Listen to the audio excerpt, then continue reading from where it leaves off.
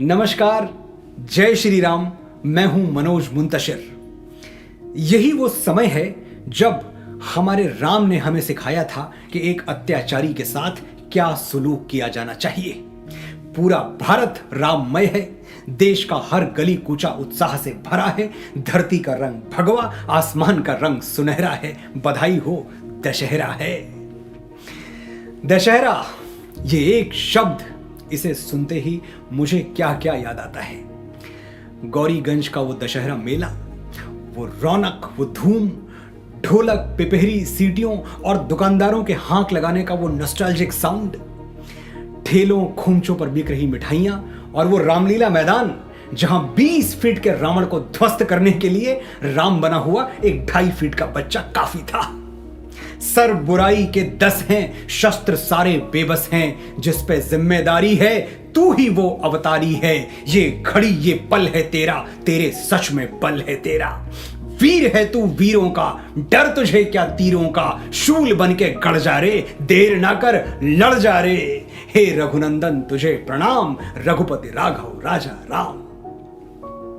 मेरा यह सौभाग्य नहीं था कि मेरा जन्म त्रेता युग के अयोध्या में हुआ होता, या मैं चित्रकूट, दंडकारण्य, पंचवटी में जन्म लेकर अपने रघुपति राघव राजा राम को अपलक देख सकता। लेकिन मैं ये गर्व के साथ कह सकता हूं कि मैंने राम द्वारा स्थापित रामेश्वरम नगरी में जन्म लेने वाले एक ऐसे महापुरुष को देखा है जो जीवन भर राम में रमा रहा, भारत रत्न श्री APJ अब्दुल कलाम। ये सिर्फ संजोग नहीं है कि इस साल दशहरा और कलाम साहब का जन्मदिन दोनों एक ही तारीख पर पड़ा है। ये नियति का संकेत है कि राममय होने की, राम के रास्ते पर चलने की और कलाम जैसा आदर्श चुनने की जितनी जरूरत हमें आज है, शायद पहले कभी नहीं थी। आप सोच रहे होंगे कि कलाम का राम से क्या संबंध है? संबंध है, बड़ा गहरा संबंध है। जिस दौर में रामायण को फिक्शन बताया जा रहा था, कल्पना की उड़ान, रामायण कल्पना की उड़ान है ये बताने की कोशिश की जा रही थी, उसी दौर में अग्नि की उड़ान भरने वाले कलाम ने सबके सामने कहा था रामायण सच्ची है, रामायण अच्छी है। जब श्री राम के अस्तित्व को नकारने और मिटाने की साजिशें की जा रही थी, तब भी विज्ञान के इस मर्यादा पुरुषोत्तम ने कहा था श्री राम सत्य हैं, श्री राम शाश्वत हैं। डॉक्टर कलाम महान वैज्ञानिक थे। उन्होंने साइंटिफिकली यह स्वीकार किया था कि वाल्मीकि रामायण एक सत्य घटना है और इसे तारामंडल सॉफ्टवेयर की एस्ट्रोनॉमिकल कैलकुलेशंस पर साबित किया जा चुका है। रिसर्चर्स की टीम 150 से अधिक ऐसे स्मारकों की पहचान कर चुकी है जो ये साबित करते हैं कि भगवान श्री राम अयोध्या से रामेश्वरम आए थे। श्री राम भारतीय संस्कृति के आधार हैं। राम सबके हैं, राम सब में हैं। वैसे ही कलाम सबके हैं, कलाम सब में हैं। और अभी भी अगर आपके मन में कलाम और राम के संबंधों को लेकर कोई संशय हो तो ये एपिसोड पूरा देखिए, खुले मन से देखिए। इस संबंध की एक एक परत आपके सामने खुलती चली जाएगी और आप ये जान जाएंगे कि कलाम होना तब तक संभव नहीं है जब तक आपके अंदर राम न जाग उठे।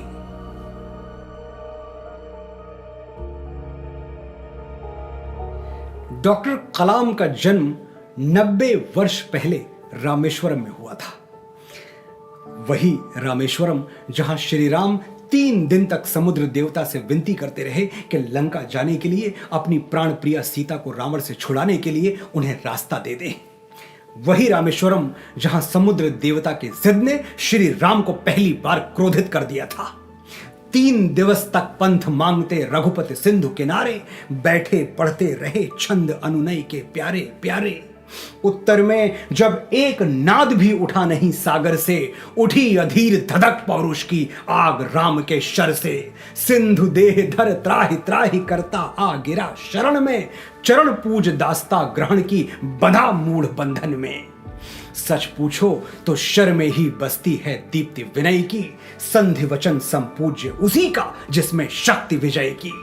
सहनशीलता क्षमा दया को तभी पूछता जग है, बल का दर्प चमकता उसके पीछे जब जगमग है।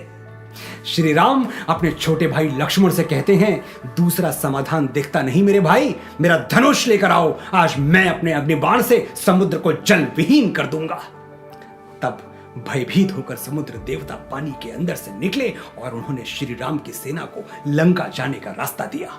श्री राम शांति प्रिय थे, लेकिन जब शक्ति प्रदर्शन अनिवार्य हो गया तो उन्होंने अपना बल दिखा दिया, अपना पौरुष दिखा दिया। डॉक्टर कलाम ने भी यही किया। जब उनके भारत पर परमाणु खतरा मंडराने लगा तो भूल गए वो गांधीगिरी और उठा लिया राम की तरह अग्निबाण। अमेरिका की नाक के नीचे पोखरण में परमाणु परीक्षण कर दिया, भारत को परमाणु शक्ति संपन्न राष्ट्र बना दिया और पूरी दुनिया को बता दिया कि हम शांति की सौगंध तोड़ेंगे नहीं, पर किसी ने हमें छेड़ दिया तो हम छोड़ेंगे नहीं।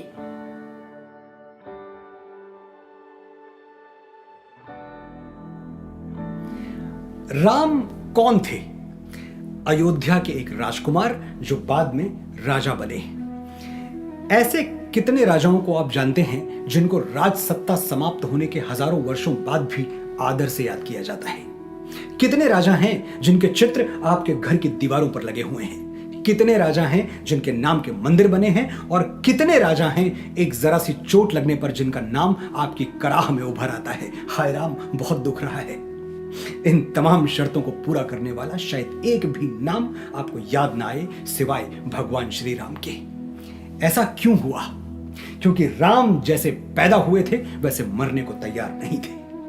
हमारा जन्म हमारे वश में नहीं है, लेकिन अपने पीछे हम दुनिया में क्या छोड़ के जाएंगे ये हमारे अपने हाथ में है। नहीं रहा गया राम से सिर्फ राजकुमार या राजा बनके, उनको मर्यादा पुरुषोत्तम बनना था और वो बने। मर्यादा पुरुषोत्तम का अर्थ क्या है? किसे कहते हैं मर्यादा पुरुषोत्तम?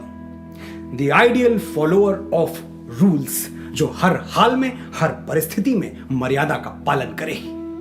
जिस दिन राम का राज तिलक होना था उसी दिन पिता ने कहा 14 वर्ष का वनवास होगा। संतान की मर्यादा इसी में है कि पिता का वचन अटल रहे। श्री राम सर झुका के चल पड़े वन की ओर। सीता के स्वयंवर में शिव जी का धनुष पिनाका उठाने से पहले उन्होंने सर झुका के पिनाका को प्रणाम किया, क्योंकि यही शक्ति की मर्यादा है।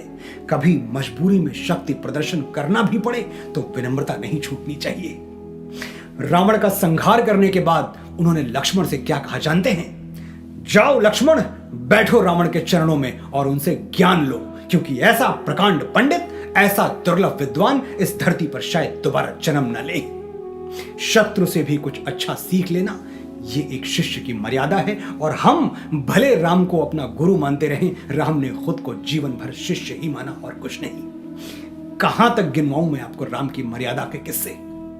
कलाम की बात करते हैं, उनकी मर्यादा के कुछ रेखा चित्र देखते हैं। कलाम के पिता जैनुल आबदीन एक स्थानीय मस्जिद में इमाम थे। इमाम साहब के पास एक नाव हुआ करती थी जो उनकी रोजी रोटी का जरिया थी। उसी नाव में बैठकर तीर्थयात्री नदी पार रामेश्वरम के शिव मंदिर दर्शन के लिए आया जाया करते थे। जैनुल आबदीन पैसे वाले नहीं थे, बड़ी मुश्किल से गुजारा चलता था, बड़ी मुश्किल से अपना और अपने परिवार का पेट भर पाते थे। लेकिन उन्होंने कभी किसी निर्धन तीर्थ यात्री से, किसी राम भक्त से किराया नहीं लिया। जैनुल आबदीन के सबसे करीबी मित्र कौन थे जानते हैं? रामेश्वरम के मुख्य पुरोहित पंडित लक्ष्मण शास्त्री। धर्म तोड़ता नहीं, जोड़ता है, और यही धर्म की मर्यादा है। ये मर्यादा कलाम की नसों में खून बनकर दौड़ती रही। वो एक इमाम के बेटे थे। कुरान बचपन से पढ़ी थी, लेकिन बड़े हुए तो श्रीमद् भगवत गीता को उसी श्रद्धा से पढ़ा जैसे कुरान या हदीस पढ़ी थी। सिर्फ पढ़ा नहीं, अपने लेक्चर्स में गीता का उद्धरण देते रहे, कृष्ण के वचन ऐसे दोहराते रहे जैसे 5000 वर्ष पहले कुरुक्षेत्र में कृष्ण ने अर्जुन को नहीं, कलाम को गीता सुनाई थी। मनुष्य मात्र को बराबरी की दृष्टि से एक नजर से देखने का गुण कलाम ने राम से सीखा था या नहीं मैं नहीं जानता, लेकिन जाने अनजाने वो जीवन भर राम के इस आदर्श पर चलते रहे। शास्त्र कहते हैं कि राम ने कभी छोटे बड़े में भेद नहीं किया। मैं नहीं मानता। राम ने बिल्कुल भेद किया। जो छोटा था, असहाय था, उपेक्षित था, दीन था, दलित था, उसे राम ने हमेशा दूसरों से ऊंचा स्थान दिया। राम ने मित्र किसे बनाया? किसी राजा को, सम्राट को, नगर सेठ को, धन कुबेर को? नहीं, एक वानर को, सुग्रीव। राम ने जूठा किसका खाया? किसी ऋषि मुनि या संत का? नहीं, शबरी का। जो कि एक दलित थी। राम ने अपने दरबार में ऊंचा आसन किसे दिया? निषाद राज को, जो पिछड़ी जाति के थे। कलाम और राम दोनों के काल खंड अलग हैं, हजारों वर्षों का अंतर है दोनों में, लेकिन दोनों एक अटूट धागे में जुड़े हैं और उस धागे का नाम है मर्यादा।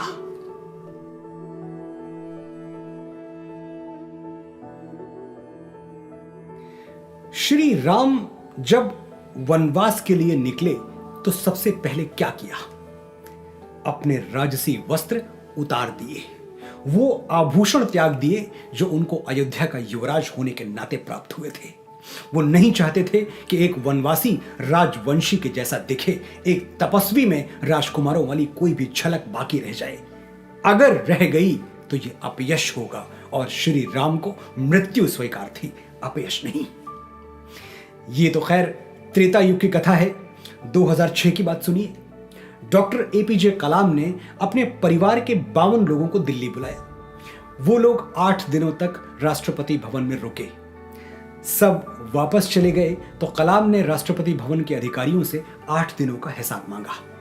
पता चला उनके परिवार के पीछे कुल 3,52,000 रुपए खर्च हो चुके हैं। जानते हैं राष्ट्रपति कलाम ने क्या किया? अपने निजी बैंक अकाउंट में से 3,52,000 रुपए का चेक काटकर राष्ट्रपति भवन कार्यालय में जमा करवा दिया। अधिकारी कहते रह गए कि इसकी कोई जरूरत नहीं है, राष्ट्रपति के परिवार का आतिथ्य खर्च उठाना भी राष्ट्रपति भवन का उत्तरदायित्व है। लेकिन कलाम ने किसी की एक नहीं सुनी, राजकोष का एक पैसा भी व्यक्तिगत कारणों के लिए खर्च नहीं किया, अपयश का कोई कारण अपने पीछे नहीं छोड़ा। जरूर उनके मन में जीवन भर श्री राम का वो कथन चलता रहा होगा, न भीतो मरणादस्मि केवलम दूषितम यशः। मैं मृत्यु से नहीं डरता, अपयश से डरता हूं, अपनी कीर्ति के कलंकित होने से डरता हूं।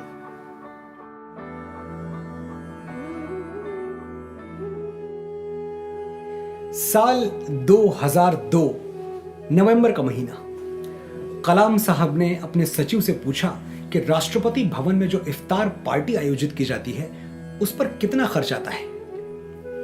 क्या इफ्तार पार्टी वाले पैसे से हम अनाथ बच्चों के लिए किताब, कॉपी, स्वेटर, कंबल और कपड़े नहीं खरीद सकते? डॉक्टर कलाम का यह प्रश्न सुनकर अधिकारी घबरा गए। कलाम की विचारधारा राजनीति से दूर थी, लेकिन अधिकारी तो राजनीति समझते थे। वो जानते थे कि इफ्तार पार्टी देना सिर्फ एक उत्सव मनाना नहीं है, बल्कि उसे राजनीतिक प्रतिष्ठा के तौर पर भी देखा जाता है। और एक ऐसे राष्ट्रपति जो खुद मुसलमान हैं, अगर उन्होंने ही इफ्तार पार्टी पर रोक लगा दी तो लोग क्या कहेंगे? लेकिन क्या कहेंगे लोग, डॉक्टर कलाम को नहीं था ये रोग। उन्होंने इफ्तार पार्टी बंद करवा दी ताकि जरूरतमंदों को मदद पहुंचाने की परंपरा शुरू की जा सके। जब कलाम साहब राष्ट्रपति थे तो एक दिन राष्ट्रपति भवन में सुबह टहलते हुए उन्होंने देखा कि एक मोर काफी उदास सा बैठा हुआ है। वो और पास गए तो देखा कि मोर का मुंह आधा खुला हुआ है। मोर ना तो अपने मुंह को पूरी तरह खोल पा रहा है और ना ही पूरी तरह बंद कर पा रहा है। डॉक्टर कलाम ने तुरंत पशु चिकित्सक से संपर्क किया। डॉक्टर आया, जांच करने पर पता चला कि मोर के मुंह में ट्यूमर है, जिसके कारण वो काफी लंबे समय से ना कुछ खा रहा है ना कुछ पी रहा है। डॉक्टर कलाम ने मोर का ऑपरेशन करवाया और उसके ठीक हो जाने तक उन्होंने उस मोर को अपनी निगरानी में, अपनी देख रेख में रखा, उसकी दवाओं का ख्याल करते रहे। एक पक्षी के लिए जिसका मन इस तरह पिघल जाए, इतनी करुणा जाग उठे, वो महामानव होने की शर्त पूरी कर चुका है। याद कीजिए क्या हुआ था सीता हरण के बाद। पक्षीराज जटायु सीता को बचाने की कोशिश में रावण से लड़ते हुए घायल हो गए। रावण ने उनके पंख काट डाले। राम ने छत विछत जटायु को जमीन पर गिरा हुआ देखा तो उनकी आंखों से आंसुओं की धारा बह निकली। जटायु ने राम की गोद में प्राण त्याग दिए और राम ने उनका अंतिम संस्कार किसी पक्षी की तरह नहीं, किसी पराये की तरह नहीं, अपने पिता की तरह किया। उन्हें मुखाग्नि दी। ये है वो संवेदना, वो करुणा जो राम से होते हुए कलाम तक आ पहुंची थी। 2015 में शिलोंग के IIM में कलाम साहब लेक्चर दे रहे थे। अचानक दिल का दौरा पड़ा और कलाम इस लोक को छोड़कर राम के लोक चले गए। लेकिन ये प्रस्थान सिर्फ शारीरिक था, आत्मिक नहीं, क्योंकि उनकी आत्मा यहीं रह गई, इसी भारत में जिसके कण कण से कलाम को दीवानगी की हद तक इश्क था। यही भारत जिसे उन्होंने अग्नि के पंख दिए, यही भारत जिसके बच्चों में वो ईश्वर की छवि देखते थे, यही भारत जिसको वो इतना बलवान, इतना समर्थ बना गए कि आज विश्व की बड़ी से बड़ी महाशक्ति हमें तिरछी नजर से देखने का दुस्साहस नहीं कर सकती। हम जीवन भर न कलाम के ऋण से मुक्त हो पाएंगे, न राम के ऋण से।